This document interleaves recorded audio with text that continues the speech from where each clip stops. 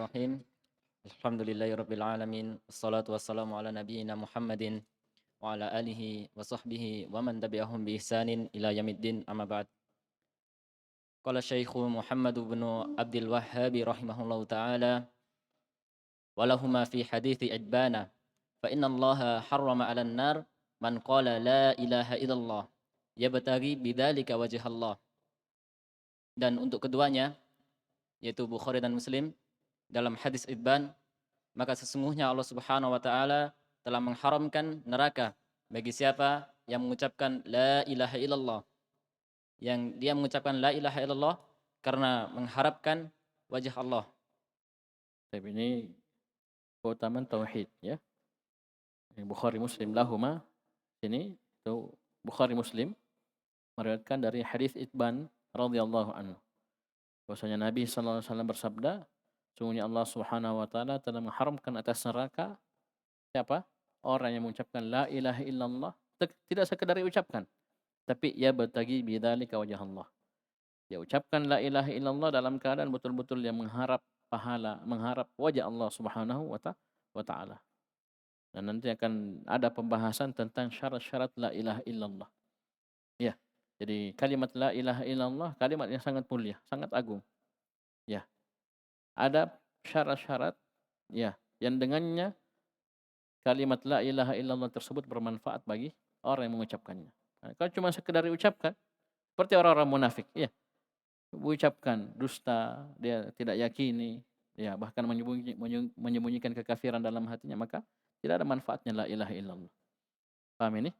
Ini di antara syaratnya sini, al-ikhlas. Ya batagi bidzalika wajah Allah. Baca. Qala syarih hafizahullah taala. Apa? Syarih Asy-Syaikh Shalih Al-Fauzan.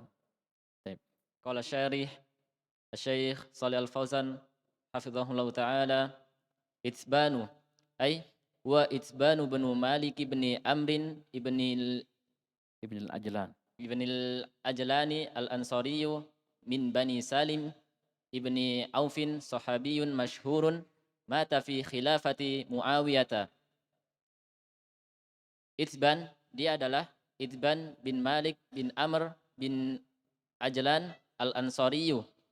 Beliau termasuk dari Bani Salim bin Auf.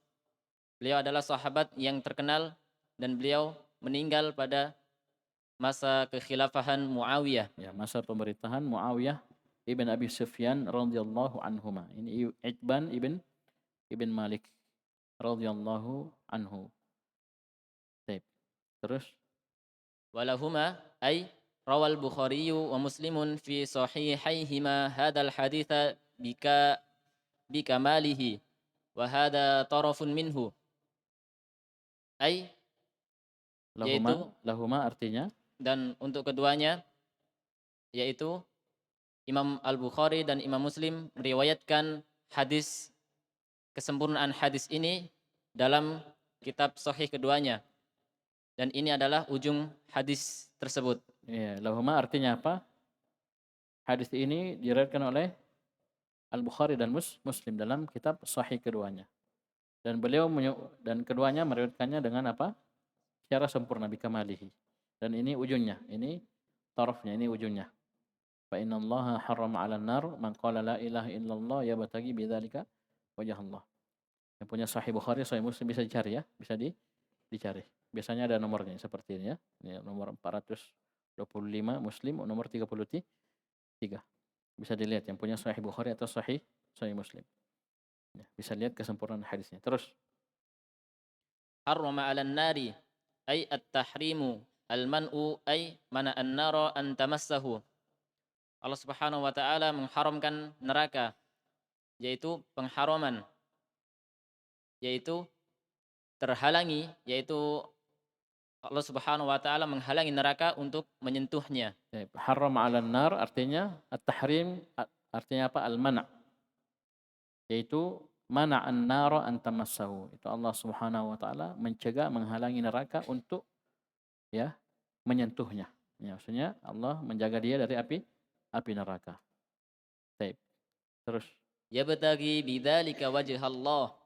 ay mukhlishan min qalbihi wa mata ala dhalik wa lam yakulha nifaqan, yaitu dia mengharapkan dengan hal itu, mengucapkan la ilaha illallah, dia mengharapkan wajah Allah. Yaitu dia mengucapkan la ilaha illallah dalam keadaan ikhlas dari hatinya dan dia mati di atas hal itu dan dia tidak mengucapkannya dalam keadaan munafik. Taib. Jadi dia bertagi bidzalika wajah Allah artinya apa? Dia ikhlas dalam mengucapkan la ilaha illallah tersebut. Ikhlas dari hatinya dan dia meninggal di atas hal tersebut. Ini persyaratkan wa mata ala dzalik, ada Syekh. Karena kenapa? Kapan dia murtad? Ya, ingat ketika Rasulullah sallallahu alaihi wasallam wafat itu banyak sekali yang murtad. Ya, itu bukan main-main itu ya, bukan kaleng-kaleng itu. Ya. Wafatnya Nabi sallallahu alaihi wasallam itu ujian berat bagi manusia ketika itu.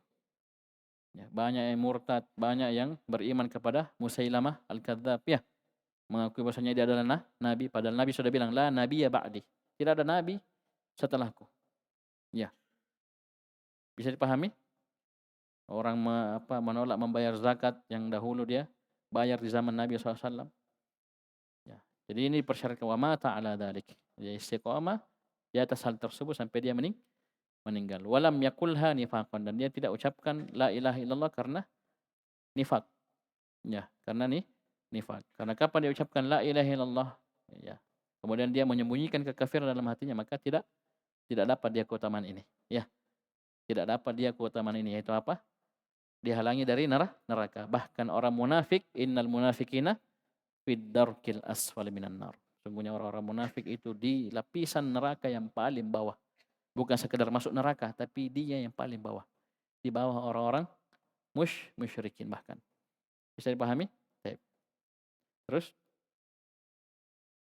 Al-makna al-ijmaliyu lil hadithi, makna secara global untuk hadis.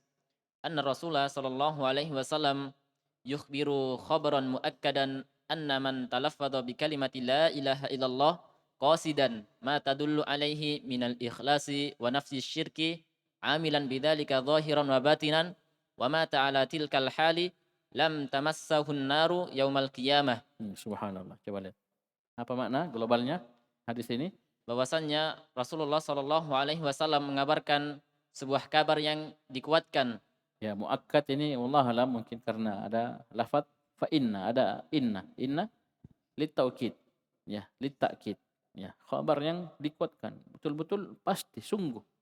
Ya. Padahal jangankan ya pakai inna, tidak pakai inna saja kita harus percaya. Ini Bukhari Muslim ini. Dan Allah sudah sebutkan wa ma yantiqu 'anil hawa in huwa illa wahyu yuha. Ayat 3 dan 4 di surah An-Najm. Itu hafal betul itu. Ya, jangankan pakai inna, tidak pakai inna saja kita harus percaya. Apalagi pakai inna, ya. Khabar yang dikuatkan. Apa itu? Bahwasanya siapa yang mengucapkan kalimat la ilaha illallah dalam keadaan dia bermaksud apa yang ditujukan atasnya berupa keikhlasan dan meniadakan kesyirikan, dalam keadaan dia mengamalkan hal itu secara zahir dan batin dan dia mati di atas keadaan itu, maka neraka tidak akan menyentuhnya pada hari kiamat. Ya, ini perhatikan, Syekh menjelaskan talaffadha, dia ucapkan la ilaha illallah betul-betul qasidan, memaksudkan apa yang kalimat la ilaha illallah itu tunjukkan dari makna, ya. Itu berupa al-ikhlas, memurnikan ibadah hanya kepada Allah, wa nafyi syirk, dan menolak segala bentuk kesyirikan. Karena la ilaha illallah dua rukunnya, an-nafyu wal isbat. Ikhlas dia tetapkan ibadah hanya kepada Allah Subhanahu wa taala. Nafyi syirik, an-nafi. Dia tolak semua yang disembah selain Allah dalam bentuk ibadah apapun. Ya, apapun dimanapun siapapun yang disembah tersebut. Dia tolak. Ini la ilaha illallah. Ini betul-betul dia inginkan, dia maksudkan. Ya, berarti harus ada ilmu yang sudah dia yakini dan memang dia inginkan, dia maksudkan hal tersebut. Cukup? Tidak. Amilan bidzalika. Ya, setelah dia maksudkan, dia yakini dengan hatinya, dia ucapkan talaffadha, ya, talaffadhul lisan, ini qasidan bidzalika dengan hatinya. Kemudian amilan bidzalika dan dia amalkan kandungan dan konsekuensi la ilaha illallah tersebut zahiran wa batinan. Lahir batin. Berarti dengan amalan anggota tubuh tubuh juga. Ini 3 harus connect semua ini. Ya, harus connect semua. Harus nyambung semua. Hatinya, lisannya dan amalan amalan amalannya. Ya, kapan hilang satu berbahaya. Ya, talaffadha mengucapkan, ini lisan. Qasidan ini hati. Paham ini? Amilan bidzalika zahiran wa batinan amalan lahir batin. Ya. Sudah cukup belum? Wa mata ala tilkal hal, dan dia meninggal di atas kondisi tersebut. Dalam keadaan tersebut. Ya. Karena kapan dia meninggal? Di atas lawannya, selesai. Paham ini?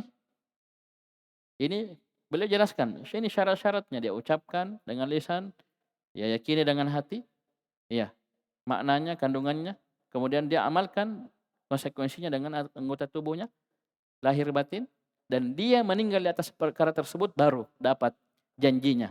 Lam tamassahun naru yaumal qiyamah. Maka nanti pada hari kiamat neraka tidak akan menyentuhnya sedikit pun. Bisa dipahami? Paham ini?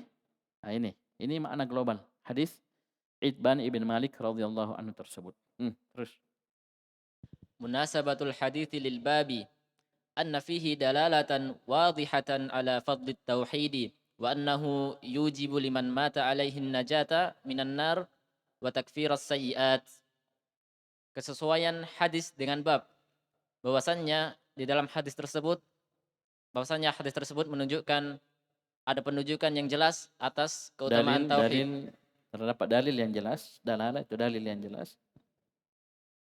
Bahwasannya di dalamnya terdapat dalil yang jelas atas keutamaan tauhid, dan bahwasannya Allah Subhanahu wa taala kembali ke mana hu?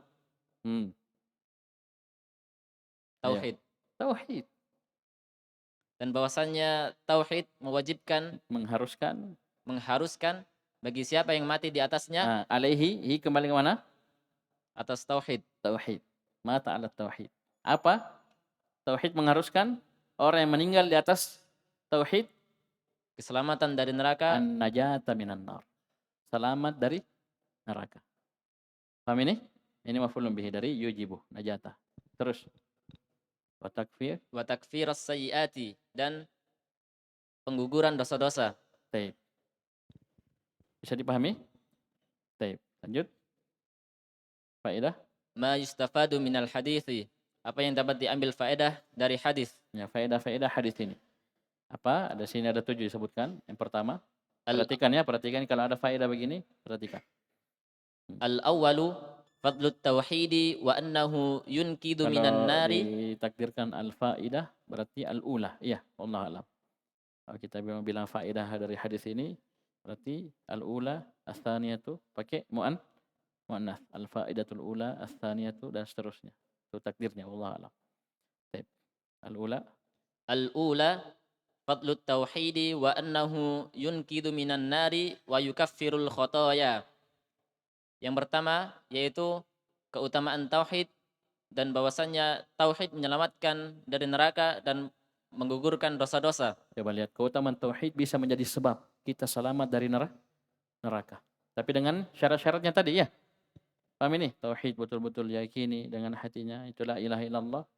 Ya, dia pahami, dia pelajari maknanya yang benar, kemudian dia yakini dengan hatinya, dia ucapkan, kemudian dia amalkan konsekuensinya.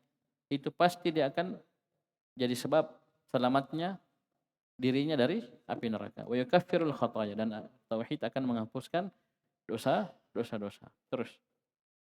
Ats-tsaniyatu annahu la yakfi fil imanin nutku min ghairi i'tiqadil qalbi ka halil munafiqina. Yang kedua, bahwasannya la yakfi, tidak cukup. Bahwasannya tidak cukup dalam keimanan sekedar pengucapan tanpa adanya keyakinan dalam hati. Ya, ini dalam keimanan tidak cukup. Ya, sekedar mengucapkan saya beriman. Ya, ucapkan la ilaha illallah seterusnya, itu tidak cukup. Ya, tidak cukup. La yakfi fil imani an-nutqu faqat, tidak cukup. Ya, min ghairi i'tiqadil qalbi, tanpa adanya keyakinan dalam hati. Ya. Bagaimana? Seperti keadaannya siapa ini yang cuman mengucapkan dengan lisan saja tanpa diyakini dengan hati? Kahalil munafiqina, seperti keadaannya orang-orang munafik. Coba lihat orang-orang munafik. Ya, bahkan mereka hidup bersama, sama siapa mereka hidup? Bersama Nabi SAW di kota Madinah. Kata para ulama, kemunafikan itu muncul setelah Nabi SAW hijrah ke kota Madinah. Sebelum hijrah tidak ada kemunafikan. Karena kenapa? Setelah Nabi SAW hijrah ke Madinah, apalagi setelah menang perang Badar, nampak bahwasanya Islam kuat. Di situ mereka takut. Ya, jadi mereka mengelabui orang-orang beriman, menipu ya mereka dengan apa? Menampakkan keimanan, keislaman, tapi menyembunyikan kekafiran. Ya. Lisannya la ilaha illallah, asyhadu an la ilaha illallah, asyhadu anna Muhammadar Rasulullah. Tapi apa? Tidak ada keyakinan dengan hati. Di sini penjelasan maksudnya tidak cukup. Bisa dipahami? Dari sisi mana Ustaz? Pendalilannya ini, faedahnya. Nah, sebutkan dalam hadis apa tadi? Ya batagi bidzalika wajah Allah. Ya. Syaratnya apa? Dia betul-betul mengharapkan pahala di sisi Allah. Dan kita sudah lewati juga kemarin bahwasanya la ilaha illallah hanya bisa bermanfaat dengan tiga. Dengan kita yakini makna dan kandungannya, ya rukunnya, kemudian kita ucapkan, kemudian kita amalkan dengan anggota tubuh. Terus yang ketiga, Ats-tsalitsatu annahu la yakfi fil imanil i'tiqadu min ghairi nutqin. nah ini lawannya. Apa artinya? Bahwasannya tidak cukup di dalam keimanan sekedar keyakinan dalam hati saja tanpa pengucapan. Nah, sebaliknya, tidak cukup dalam keimanan kita cuma meyakini saja dengan hati tanpa mengucapkan. Dan ini sudah sering kita ulangi bahwasanya keimanan itu ucapan dengan lisan, keyakinan dengan hati, dan amalan dengan anggota tubuh. Bertambah dengan ketaatan, berkurang dengan maksiat. Ini 5 ini pegang baik-baik. Insyaallah antum mudah melihat ini penyimpangan ini. Ada meyakini hanya keimanan cukup dengan ma'rifah cukup. Ini antum bisa jelaskan kebatilannya. Termasuk di sini. Saya jelaskan tidak cukup dalam keimanan hanya sekedar i'tiqad tanpa mengucapkan. Ya. Jadi 3 ini harus connect. Ya. Hati meyakini, lisan mengucapkan, anggota tubuh mengamalkan. Seperti keadaannya siapa ini? Cuma meyakini tanpa mengucapkan. Kahalil jahidina, seperti keadaannya orang-orang yang berpaling. Ya, jahid orang-orang yang menolak. Orang-orang yang menolak. Wajahadu biha wastaiqanatha anfusuhum dzulma wa ulwa. Ya. Mereka tolak tapi hati-hati mereka, diri-diri mereka yakin. Ya, seperti Firaun laknatullah alaih. Ya. Dampakkan kesombongan bahkan mengaku dirinya Tuhan tapi hakikatnya dirinya meyakini hal tersebut. Ya.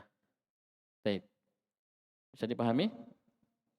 Bahkan di akhir ya hidupnya ketika dia tenggelam disebutkan dalam surah Yunus bahwasanya dia sempat beriman dengan apa? Rob yang disembah oleh Bani Israel. Tapi apa syarat diterimanya taubat kemarin? Ada berapa? Ada 5. Syarat yang terakhir apa? Masih ada waktu. Dia taubat kapan itu? Dia ucapkan itu? Ya sudah tenggelam. Sudah sakaratul maut. Ya, amantu billadzi amanat bihi banu Israil wa ana minal muslimin. Allah bantah al-ana wa qad asaita qablu wa kunta minal kafir. Fal yawma nunajjika bi bananika dan seterusnya. Tak ada manfaat. Tidak ada manfaatnya. Baik. Terus Ar-rabi'atu tahrimun nari ala ahli tauhidil kamili. Yang keempat yaitu pengharaman neraka kepada orang yang tauhidnya sempurna. ya, pengharaman neraka secara mutlak kepada ahli tauhid yang sempurna tauhidnya. Sama sekali tidak disentuh api neraka sama sekali. Ya. Kalau yang kemarin kita jelaskan ahli tauhid, muwahhid, kalau dia punya tauhid walaupun sedikit, walaupun sebiji dzarrah, kita sebutkan apa? Pasti masuk surga. Tapi kita tidak nafikan, mungkin saja dia disiksa di dalam neraka. Tapi kapan tauhidnya sempurna? Sama sekali. Ya, tidak disentuh oleh api neraka. Baik.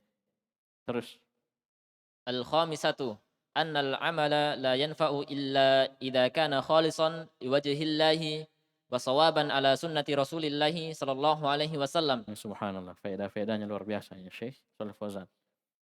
Yang Apa? kelima, bahwasannya sebuah amalan tidak bermanfaat kecuali apabila amalan tersebut dilakukan dalam keadaan ikhlas mengharapkan wajah Allah Syarat yang pertama.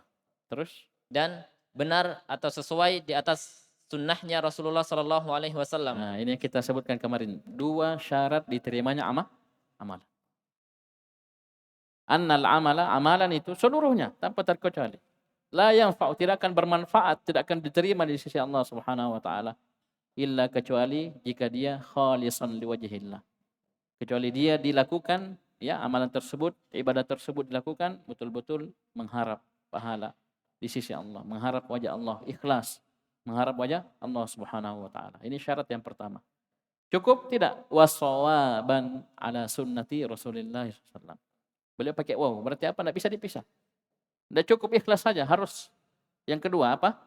Harus shawab, benar, sesuai dengan tuntunan sunnah Rasulullah SAW. Ya, itu yang kita jelaskan kemarin. Walaupun dia ikhlas, tapi dia salat zuhur 5 rakaat, diterima? Bermanfaat? Tidak. Kenapa? Salat zuhur, Nabi contohkan, ajarkan 4 rakaat. Atau dia salat zuhurnya pas 4 rakaat, sunnah-sunnahnya, ya, tata caranya sesuai dengan tuntunan Nabi SAW. Tapi tidak ikhlas. Ya, tidak mengharapkan wajah Allah. Yang diharapkan pujian manusia.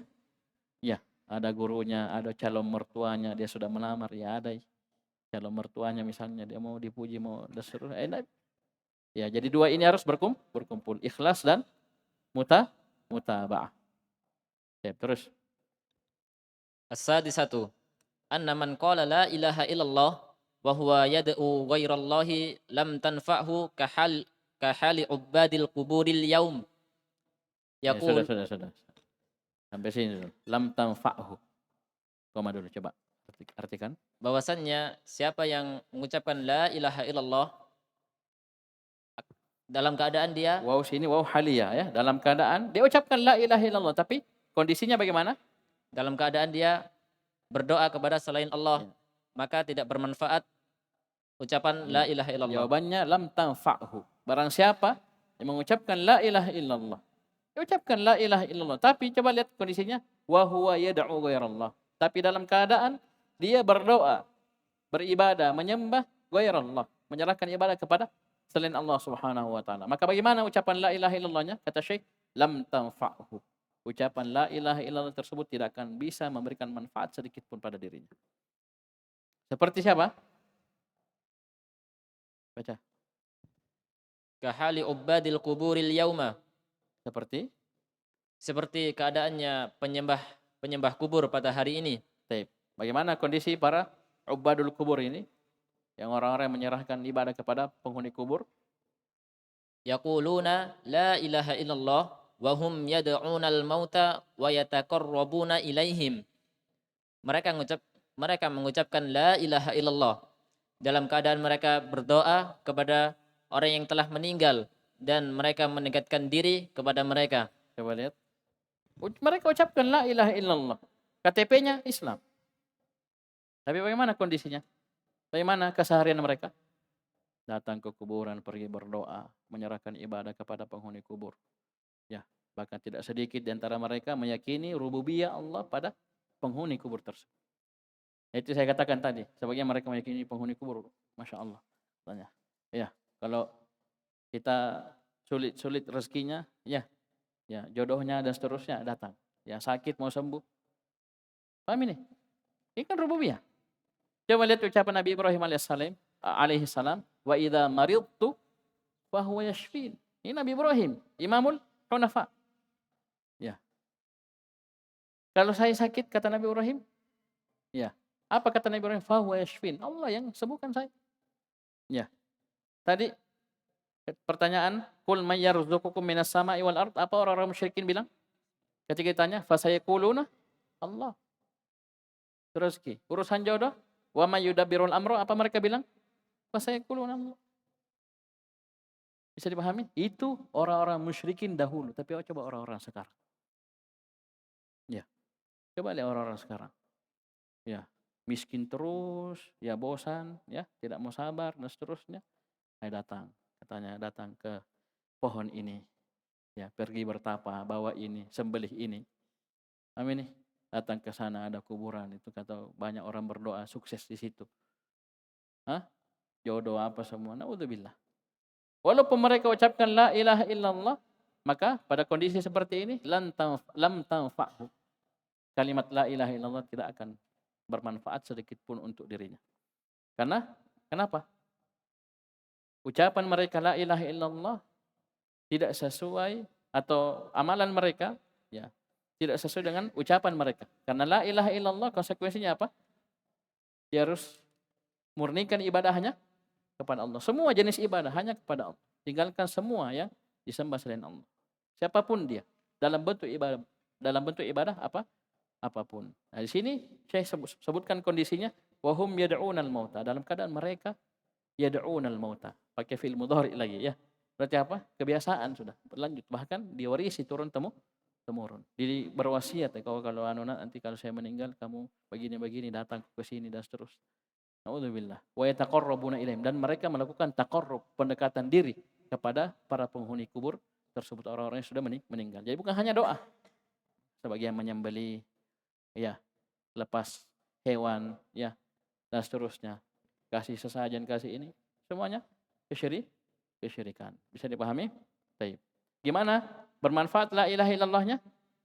Lam tanfa'u. Tidak bermanfaat. Terus. Ya sudah lengkap ya tadi, jadi harus diucapkan, harus diyakini dan harus diamalkan konsekuensinya. Kalau yang faedah yang kedua tadi, ini harus apa? Diyakini. Karena kapan cuma diucapkan tanpa diyakini, ini seperti orang-orang munafikin. Paham ini? Faedah yang ketiga, la ilaha illallah tidak cukup diyakini saja tanpa diucapkan. Karena kenapa? Kapan diyakini saja, ini keadaannya sama orang jahilin yang mana? Menentang kelihatannya tapi hakikatnya hatinya ya yakin. Kemudian yang keenam di sini, tidak cukup diucapkan dan diyakini tanpa diamalkan konsekuensinya. Walaupun kita ucapkan, bahkan mungkin kita yakini, kita sudah pelajari makna la ilaha illallah, rukunnya dan seterusnya, tapi dalam keseharian kita ternyata kita masih menyerahkan ibadah kepada selain Allah, bermanfaat? Tidak. Jadi tiga ini harus sejalan. Hati, lisan, dan amalan anggota tubuh. Baik. Terakhir. As-sabi'atu itsbatul wajhi lillahi ta'ala ala ma yaliku bijalalihi wa 'azamatihi. Yang ketujuh yaitu penetapan sifat wajah bagi Allah tabaraka wa taala sesuai dengan kemuliaannya dan keagungannya. Baik. Ini yang ketujuh tentang penetapan sifat wajah untuk Allah Subhanahu wa taala. Dan kaidahnya dalam al-asma' was sifat, nama dan sifat untuk Allah Subhanahu wa taala itu semuanya tauqifiyah. Ya, karena ini perkara gaib. Ya. Ya, nama Allah, sifat Allah ini perkara gaib. Jalurnya hanya satu, yaitu dalil Al-Qur'an dan sunnah, tauqifiyah. Ya, dari mana kita tahu mengatakan Allah punya wajah? Karena Nabi yang bilang, ya batagi bidzalika wajah Allah. Wajah Allah mudhafun. Wajah Allahi mudhafun. Wajahnya Allah. Ya Allah yang memiliki. Itu sifat wajah. Kita tetapkan. Kenapa? Karena Nabi sallallahu alaihi wasallam yang menetapkannya. Bahkan ini hadis Bukhari Muslim. Berbeda kalau hadisnya dhaif, lemah ya, enggak dipakai. Ya, paham ini? Ini perkara akidah, keyakinan ya. Hadis lemah enggak dipakai. Ini Bukhari Muslim. Bukan kita yang bilang, Nabi yang bilang. Dan kaidahnya apa tadi? Wa ma yantiqu 'anil hawa in huwa illa wahyu. Nabi sudah bilang Allah punya wajah, berarti kita harus tetapkan. Ya, tapi hati-hati dalam penetapan ini, hindari 4. Ya. Ini akan kita urai lebih jauh di pelajarannya, di tempatnya. Tanpa takyif, tanpa ta'til, tanpa tahrif, dan tanpa tamtsil. Ini 4. Ya. Tanpa bertanya bagaimananya, tanpa menghayal ya bentuknya. Paham ini? Tanpa menanyakan bagaimananya, ya tanpa memalingkan maknanya. Karena ada yang memalingkan wajah Allah dengan pahala dan yang lainnya, tidak boleh. Ya tanpa menolaknya dan tanpa menyerupakannya dengan wajah makhluk. Ini 4 perkara. Nanti kita akan urai insyaallah di tempatnya. Paham ini? Ya, karena kewajiban kita hanya satu, meyakini. Ada, sudah, tetapkan, tetapkan, sudah titik. Ya, titik sampai situ. Kita tidak dibebani lebih dari itu. Ya, bisa dipahami? Baik, ini dalam al-asma was sifat. Sekian, subhanakallahumma hamdik, asyhadu an la ilaha illa anta, astaghfiruka wa atubu ilaik.